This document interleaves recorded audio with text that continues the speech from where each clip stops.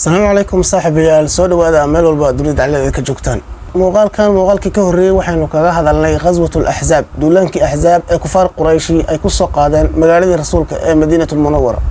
muuqaalkii hore waxa ugu dambeeyay mubaarazadii Ali ibn Abi Talib radiyallahu anhu iyo ay galeen ninkii la oran jiray Amr ibn Abdud al-Amiri oo ahaa sayid kamida ugaas kamida ugaasiyada kufaar quraysh Amr wuxuu ahaa nin dagaalyahana oo caar ah oo la yaqaan xilligii jaahiliyadii oo wuxuu ahaa nin kaligii qabaa'ildan ku duula ayna adag tahay inuu la mubaarazoodo ruux asaga la mid deedna saasay tahay Ali ibn Abi Talib radiyallahu anhu ayaa u baxay oo la mubaarazooday halkaas ayuuna kaga takhalusay ilaa ay meedkiisa ka carareen nimankii la socday Ikram ibn Abi Jahl iyo kuwii kale ee kufaar quraysh inta dabadeed warkii markii uu gaaray ninkii hogaaminayay ciidankii ahzaabta oo ahaa Abu Sufyaan ayaa waxa uu yiri waxaan ku qasbanahay xoog iyo xeeladba inaynu doonano meedkii Amr ibn Abdud sababtoo ah waa geesi kamid ah geesiyaasheena inaan halka kaga tagnaana aqli maaha deedna rasuulka sallallahu alayhi wasallam ayuu soo fariin diray waxaana uu soo dhiibay lacag aad u badan oo 10000 dirham 10000 oo dirham lacag gaarayso ayuu soo dhiibay isagoo dhahayo waxaan u baahanahay meedkii Amr ibn Abdud deedna markii nimankii u yimaadeen rasuulka sallallahu alayhi wasallam wuxuu ku yiri waxaan moodeen kuwa ka ganacsada baqtigiina oo dadka dhintay ayay ka ganacsadaan miyaad maqasheen ma cunna anagu xoolaha meedka laga sameeyo deedna meedkiisii ayaa loo tuuray oo sida ay ku qaateen nimanka ayaga hana dibdib ugu soo dhiiranin inay soo gudbaan oo godka ay ka soo talaabaan xaaladii ayaana sida ku socotay dagaalkii iyo go'doomintii ayaa sidii u socotay rasuulka sallallahu alayhi wasallam wuxuu isku dayay inuu cadowgan faraha badan ee magaalada ku hareeraysan uu kala yareeyo asagoo isticmaalayo aqligiisa iyo maskaxdiisa nimanka la yiraahdo Qadfaan oo ahaa ciidanka ugu faraha badan ahzaabtan ayuu nabiga sallallahu alayhi wasallam wuxuu doonay inuu heshiis la galo oo magaalada Madiina waxay ahayd magaalo dhulbeereeda oo ay aad uga baxaan timirta iyo dalagba ay aad uga baxaan ay ahayd magaalada sida daraadeed rasuulka sallallahu alayhi wasallam ayaa waxa uu damcay inuu nimankani ku qanciyo inay isaga laabtaan Madiino oo guriyada ay ku laabtaan hal sanana wixii magaalada Madiina ka soo baxo timirana 3 meelood meel in la siiyo oo ay qaataan sidaan ay ku laabtaan nimankani way aqbaleen wada hadalkii markii uu bilowday oo Qadfaan barnaamijkii way soo dhaweeyeen laakiin rasuulka sallallahu alayhi wasallam waxa uu go'aansaday inuu la heshiiyo oo la hadlo nimanka la yiraahdo Ansaar oo xoolahani waa xoolihii Ansaareed oo timirta ayaga ayaa iska leh rasuulka sallallahu alayhi wasallam khiyaar ayuu galiyay waxa uu yeeray waasidii Ansaareed kuwaas oo kala ahaa labadii Sa'd ibn Ubaada iyo Sa'd ibn Mu'aad radiyallahu anhuma waxana uu ku yiri ka warama hadii sanad soo socda wixii magaalada Madiina ka baxo timira aynu qayb kamida siino nimanka la yiraahdo Qadfaan si ay uga baxaan dagaalka guriyadii ay uga laabtaan dadna Sa'd ibn Mu'aad ayaa istaagay wuxuu yiri yaa rasuulallah ma arrin ilaahay ku amray oo aan ku qasbanahayba mise waa arrin adigu aad jeceshahay inaad samayso oo adiga ayaa jecel mise waxa weeye waa arrin aad annaga darteena u samaynayso oo waxa rabtaa inaad annaga ay nagu danaynaysaa arrinta ayada oo annaga inay dan noo tahay ayaad u aragtay dadna rasuulku wuxuu sallallahu alayhi wasallam والله أدينك أيام دي سمينية أو أدينك أيام كوجودنا ما دام أنا أركع عربو إديلي إني لما أنت إذكو لد أي تهاي أو وحنا وعيدني بلايئة إذكو صورين وحن دوني إن إذك خفيفيو عدوجة أو قيم عدوجة كمدة عند قالك كبحيو أنا أدينك إدينا سيدا أيام أركي إلهين إمام أمرن أنا أقول متشعلي إن صميم سعد وحوري يا رسول الله كنا وهؤلاء على الشرك بالله أنك يكوني مشركين أيام وذا هاجرني xilliga jaahiliga intaan ilaahay nicmadan islaamkana soo gaarsiin ka hor annaga iyo kuwani jaahili ayaan wada haajirin oo mushrikiin baan wahaynay dhagaxaanta iyo asnaamta madaxa u raadiciyay saasoo ay tahay wiligood maani ku dhicin inay ka qaataan hal timir ilaa inay marti ku cunaan mooya ama iibsadaan mooya wallahi ya rasuulallah inaanan u haynin nimanka ayaga ah ilaa seef mooyaan inaan hal xabo timira aanan u hayn markii ilaahay islaamka nagu cizeeyay ee adiga nagu ka sharfay kadib ayaan نعطي الدنية في ديننا يعني دينتنا مد اللي تكو قادنا إنه ما يلينه ما نقاعد كان رسولك الله لمن كان واحد سيف أهين وما هينه أيو كنت جوابي سعد بن معاذ واسكي أوس رضي الله عنه رسولك مركي واركي قوانكي سنة وأو احترامي وحويري وايه جدنا نمنكي قطفان وحليري حبايد ما هينه واحد سيف أهين إذا ما هينه ماشان ركبة جوجو حولان ركبة إسكالة طبعا سيفتنا كسر الرئيسي وحوي سيفينا واحد كوهشان أياد ليدين maadaamatiin niman quzaad ah oo soo duulay oo gardara dagaalkii waa uu sii socday waxa dagaalkii socdaba oo godkii inay dumiyaan ay isku dayaan nimankii kufaar quraysh iyo ahzaabtiiba waa ay socod waysay oo muslimiintii ayaa ayana dhanka kala taagan oo dagaalka ku jiray ilaa maalmaha kamida aad ay isugu dayeen nimanka ayaga inay godkan dumiyaan si weerar ay u qaadaan deedna salaadii casir ayay muslimiinta ka mashquuliyeen oo maalintii bacda duhur ilaa casarkii gobolku ka dhaco dagaal ayaa lagu jiray oo godka markii dumin maagaanba muslimiinta ayaa celinayay ilaa salaadii casirba muslimiintu aanay maalintaa dukanin Umar bin Khattab maghribkii kadib waxa uu yimid rasuulku wuxuu yiri yaa rasuulallah rasuulki Allah salaadii casir wallahi ma aanan dukanin ilaa gobolkiyo si dhacay mooyaan rasuulku wuxuu yiri wallahi ma baan dukan ba anigu deedna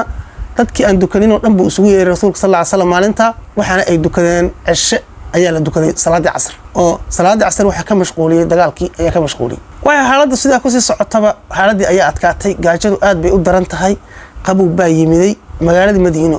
dabayl fara badan iyo qabow aan caadi ahayn ayuu awalba waxa weeye la baahnaa oo xaalad adag lagu jiray ayaa haddana waxa timiday qabow iyo dabayl fara badan ayuu xaaladdu sida ay ku sugan tahay ayaa waxa dhaawacmay saxaabigii la oran jiray sayidka ahaa waxa ka hor aynu ka soo hadalnay Sa'd ibn Mu'adh oo ahaa ugaaska Aws ayaa leeb ayaa wuxuu kaga dhacay meeshaas loo yaqaano xusulka ayaa wax kaga dhacay leeb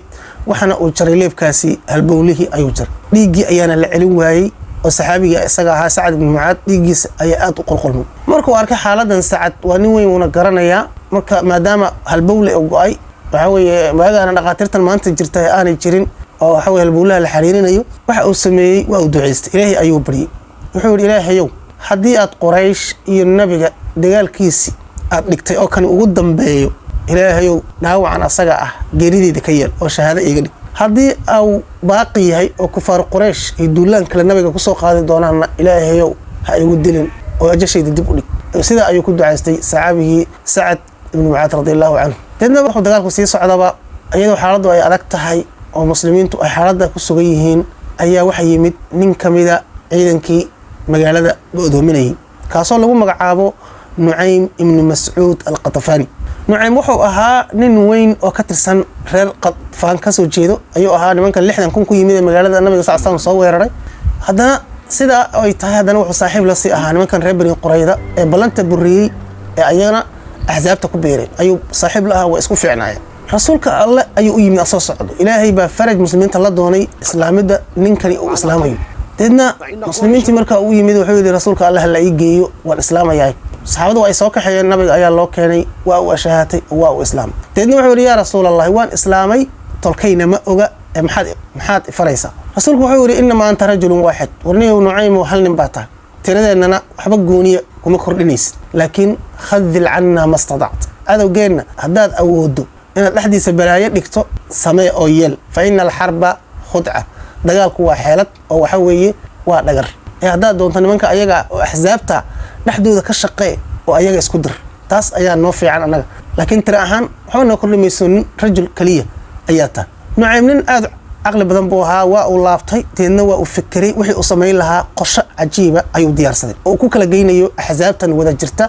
dhaxdoodana uga shaqeynayo sidii ay isugu dhici lahaayeen oo aan dib dambe isu aaminin Nu'aym waxa isku fiicnaayeen nimankii reer Bani Qurayda deedna ayaga ayuu ku hormaray waa uu tagay albaabka ayuu garaacay waa Nu'aym ibn Mas'ud oo socdo oo niman garanayaan albaabka ay ka fureen soo dhawow ay ku yiraahdeen Nu'aym deedna wuxuu yiri yaa Bani Qurayda waad garanaysaan intaan adiga idin jecelahay oo saaxiibanahay waad ogtiin waxay dhaheen waa sax lasta indana bimuttaham anaga agteena mid la tuhma kama tiid mana ku tuhnsani oo waxa weyn niman garanayno saaxiibkeena ayaa ta wuxuu yiri niman yahow nimankan ahzaabta ay Qatafan iyo Quraysh iyo adinku isku mid ma tiidin adinku waxa tii niman muwaadiniina oo degan magaaladan Madiino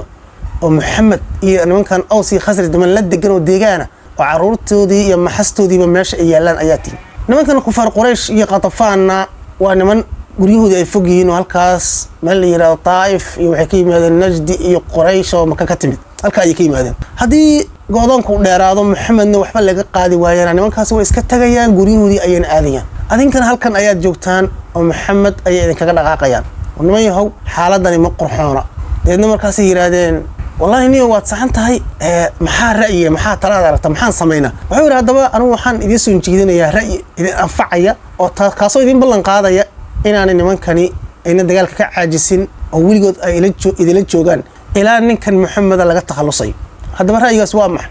waa inaad ayaga aad ka dalabtaan 10 nin oo ashraaftooda ugaasiyadooda ay idin siiyaan rahan agtiin ay u joogaan ilaa maxamed laga takhalusana aad gacanta ku haysaan haddii ay baxaanna waxa weeye ayaga ceeb ku noqonayso rahantoodii inay ka tageen taasoo ay ku qasban yihiin ayagu inay dagaalamaan ilaa meesha ugu dambayso maxamed laga takhalusaya maxamedna waa laga takhalusaya markaas haddii nimankan weligood ay joogaan oo ciidan intaa leeg oo badan ayay wataan deedna waxay yidhahdeen wallaahi niyo ra'yigaas ra'yi fiican baad keentay waad saxan tahay annagu halkana guryaheeni ayaguna halkaas ka yimaadeen haddii xaaladdu adkaato way cararayaan sax waa 10 nin baan ka dalbaynaa waxa weeye ilaa ay nasiyaan la dagaalgali mayno meeshan ka dhaqaaqi mayno waa nagu ogtay dhaniyo aad baan u mahadsantahay saaxiib fiican xilliga xaaladdu xun tahay loo baahnaa baa tahay xilli fiican baad natimi deedna Nucaym waa uu ka soo tagay faraskiisa ayuu soo qaatay aadna waa uu soo dheereeyay si warka uusan uga hormarin waxa uu isugu yeeray waxa uu yimiday halka ay deganaayeen ciidankii ahzaabti Qadfaan iyo Quraysh deedna odayaashoodii ayuu shir jaraa'id degdeg oo albaabada u xirayeen ayuu isugu yeeray wuxuu yiri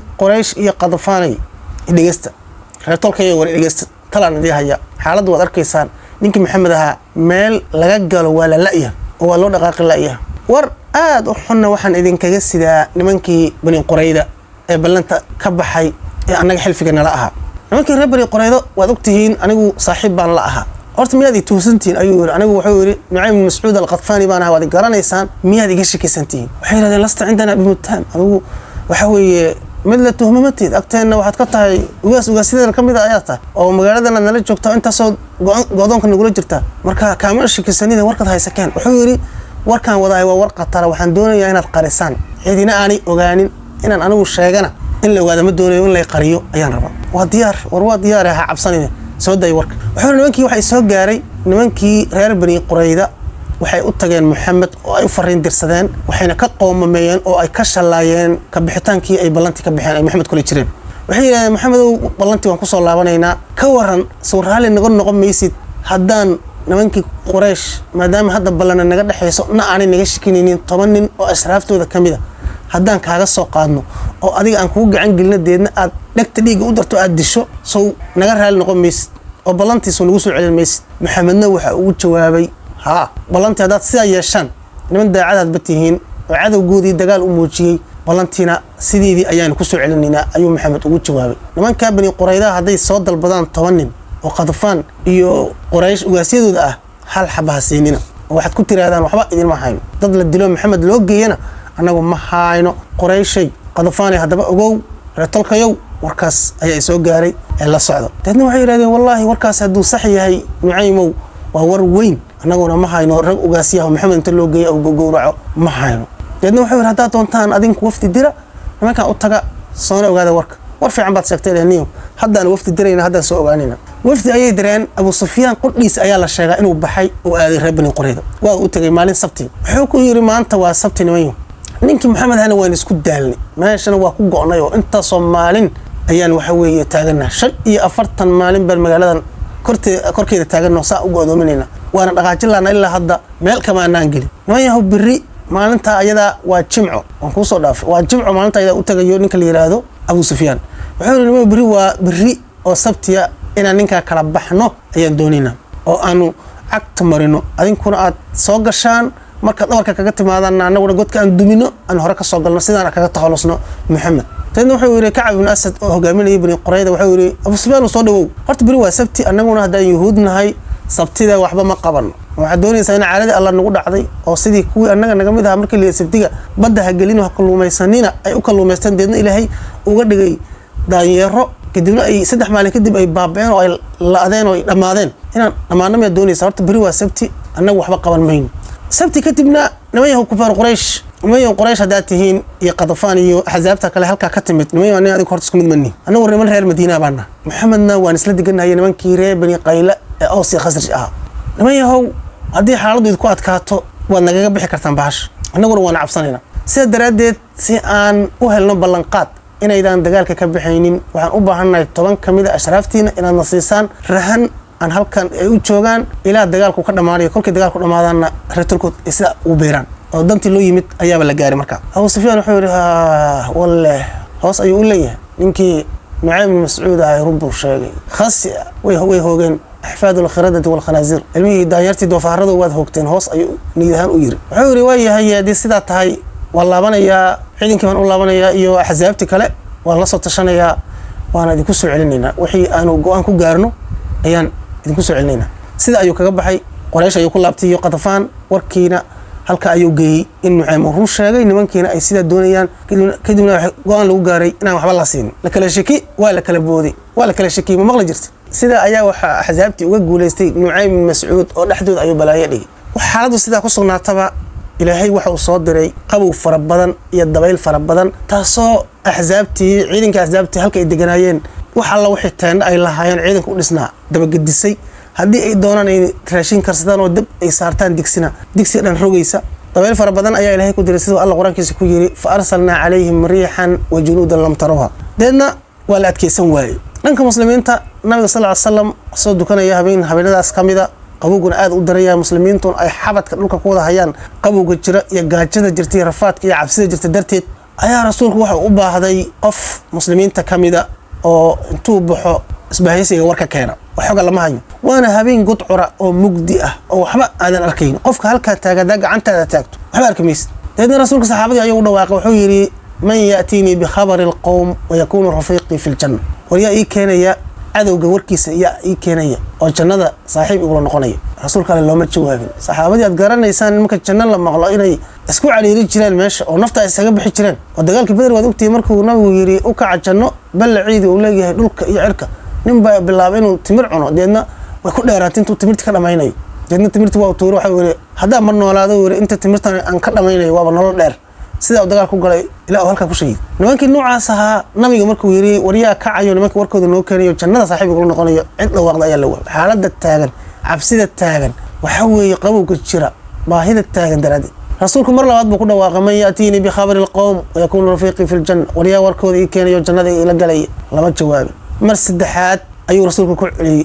lama jawaabin ilaa rasuulku asagu kolkan magac dhabay Xudayfa ibn al-Yaman ayuu rasuulku yiri qum ya Xudayfa ka Xudayfa oo ii keen adowga warkiisa ii keen wala tuhdith waxbana samayn Xudayfa waa ka sheekay wuxuu yiri wallahi hadii uu rasuulka Allah asagu uusan magacaabi lahayn wallahi inaan ka caan buu xaaladda jirta darteed cabsida gaajada qabowga waxa dhacaya darteed wallahi inaan ka caan wuri laakiin rasuulka Allah ayaa magac dhabayo waxay noqotay qasab iyo laga maarmaan inaan kaco deedna waan dhaqaaqay wiri markaas saa uu istaagaba oo rasuulka Allah uu dhabarka iga taabtay wuxuu yiri waaban qandac ayaan isoo galay wiro dhaxantii qabowga yahay waaba iga baxeen nashaad ayaan noqday firfircooni ay soo gashay deedna waan dhaqaaqay wiri waxaan galay ciidankii axsaabta ayaan dhex galay sidii aan u socday ayaan waxaan fadhiistay ay wiri ninkii Abu Sufyaan ahaa oo dab qaaqamayo saa gacmaha dab ula jiro ayaan agta ka fadhiistay wallahi markaasaan waxaan aaday wiri gacanta u taagay booshkii aan ku watay jucbadii aan ku watay fallaara deedna markaasaan waxa soo xusuustay wiri hadalkii rasuulku ahaa waxba ha sameeynin deedna waan iska daayay wala fariistay Abu Sufyaan waxa uu isugu yeeray shir jaraa'id oo degdeg oo albaabada ay u xiran yihiin wuxuu yiri hal isku yimaado war weyn baan dhihi rabaa nin walibana ninka la fadhiya ha ogaado warkaan inuu Maxamed doonayo nin walba ninka kula fadhiyo waa ayu ka warqab hubso deedna Xudayfa wuxuu yiri markaasaan fikiro maskaxda ka shaqaysay kii igu dhawaa ayaan taan gacanta qabtay war kuma adigu deedna wuxuu yiri waa Ikrimna wajaa Ikrima waa kii kale dhanka kale iga jiray ayaan dana gacanta ku qabtay war ayniyo wuxuu yiri waa Amr Caas caadis ka dhigniyo stage deedna la hadu aamuso asaga la qabanaya waxa leeyahay waa ayo deedna uu fashilmaya marka maskaxda ayuu ka shaqaysiyay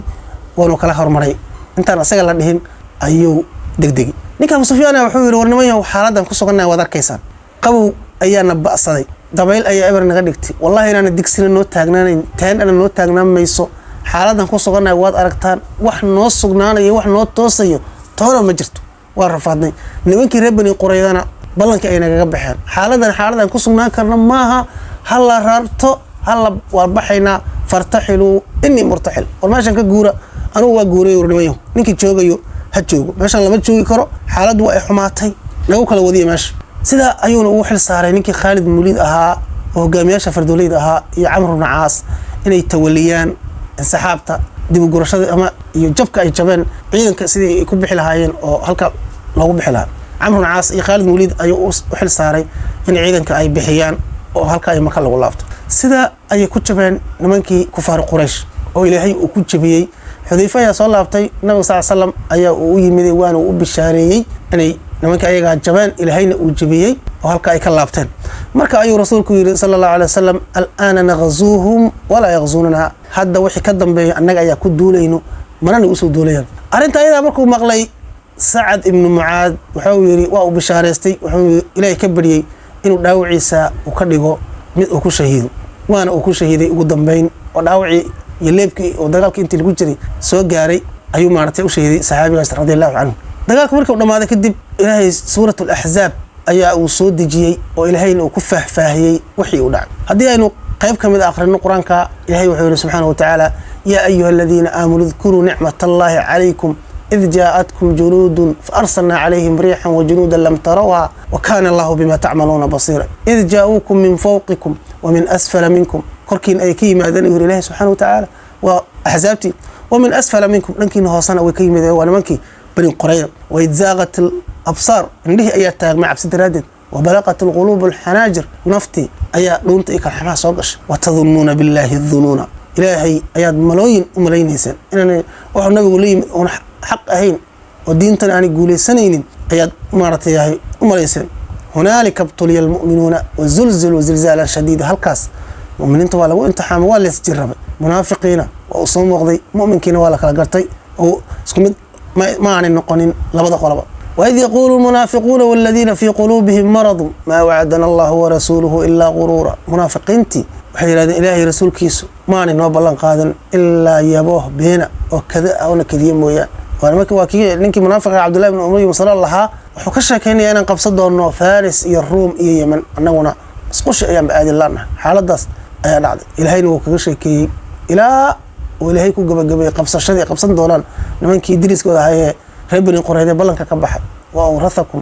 أرضهم وديارهم وأموالهم وأرضا لم تطئوها وكان الله على كل شيء قدير. هذا وضيال آيات كاتير أيها إلهي كسو دجيي دولانكي كفار قريش يا أحزابتي قضفاري قبائل كربا ay kusoo qaadeen magaalada rasuulka Madiinatul Munawwara halka ayaan kusoo gabagabeynayna qisadii aynu kaga sheekeynay duulaankaas asaga ah